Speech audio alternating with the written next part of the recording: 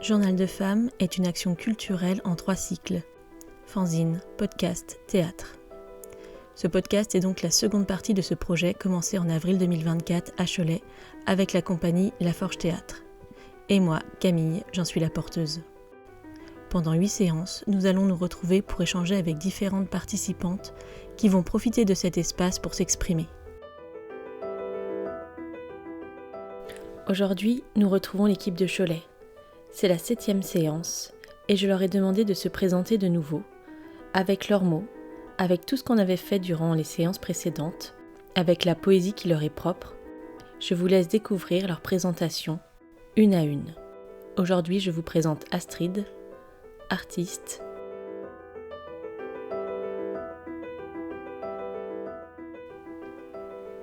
Derrière mes paupières, je garde les yeux ouverts, puis observe cette constellation qui clignote dans ma tête. Elle donne beaucoup de sens à ma vie.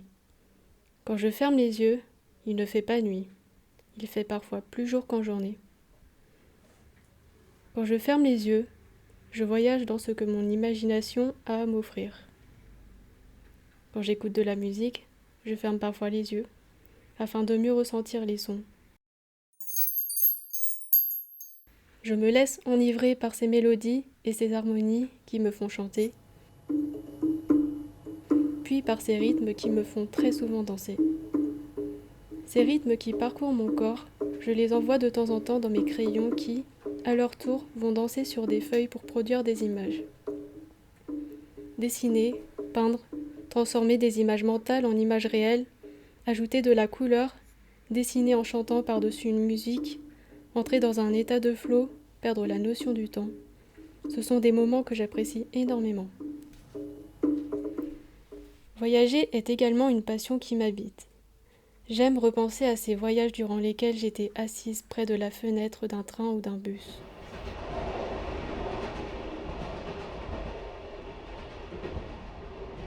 Les paysages défilaient derrière. J'avais ce casque posé sur mes oreilles, avec des musiques me donnant la sensation d'aller jusqu'au bout du monde.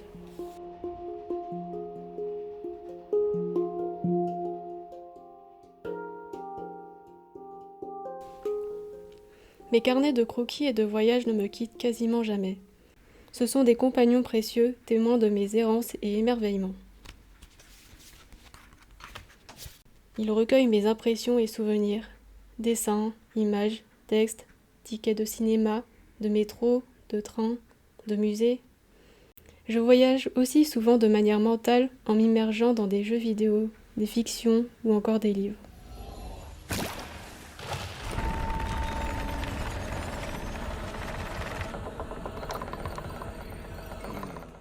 J'ai besoin de m'évader, de dépasser ce que je connais et ce que la réalité me présente.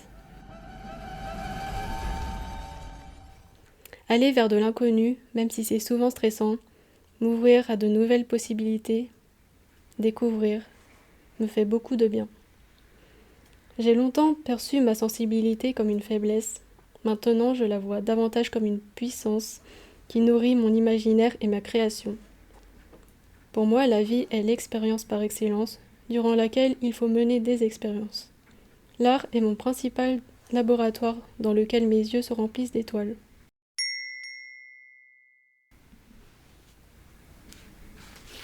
Alors moi je trouve que c'est un super texte et qui te ressemble énormément. C'est très joli. Très beau. Merci. Toi du coup Astrid, tu dessines. Est-ce que tu écris? Oui, j'aime bien écrire. Tu joues aux jeux vidéo? Oui. Tu lis? Oui. T'écoutes de la musique? Oui. Tout se complète dans ce qu'on a Ouais, dit. Justement. J'aime bien chanter aussi, jouer du piano. J'adore danser. Ah oui, aussi la danse. Voilà. Et je me suis lancée dans le théâtre aussi récemment. Ah, C'est bien ça. En tout cas, ce que je remarque, c'est que à chaque fois que je m'intègre à un groupe comme ça ou quelque chose, il y a toujours en fait des gens qui se complètent. Ouais.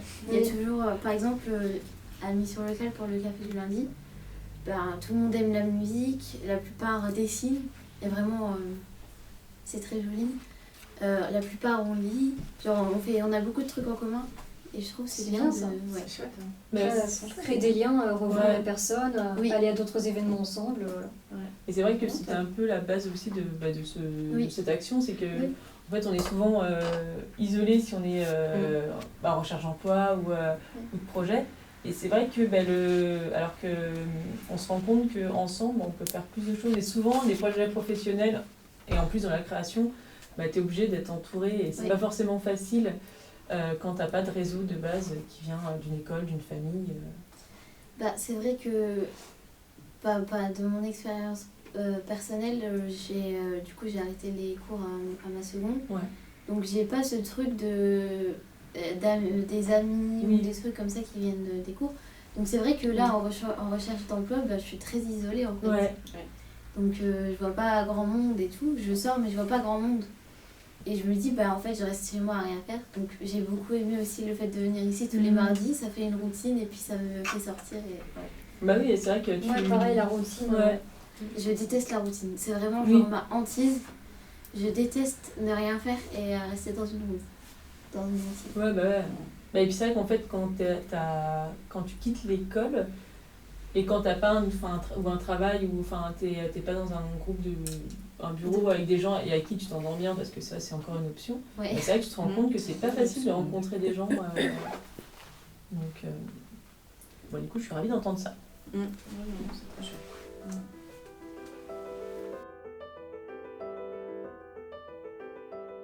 Je profite de cet espace pour vous rappeler que la région des Pays de Loire est actuellement touchée par une politique budgétaire autoritaire et qui attaque tout ce dont nous croyons. La solidarité, la culture, l'égalité femmes-hommes. Nous vous invitons donc à manifester demain, jeudi 12 décembre. Vous pouvez trouver les différents points de rassemblement sur le compte Instagram Culture en Lutte.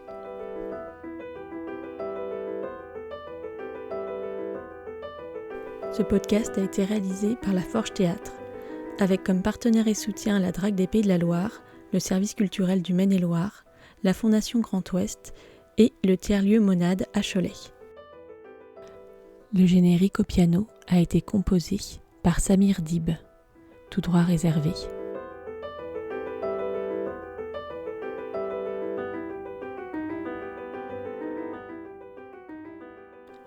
Les différentes pistes audio proposées lors de ce podcast, hors le générique au piano, ont été proposées par Sonia avec des instruments qu'elle utilise lors de ses séances de sonothérapie.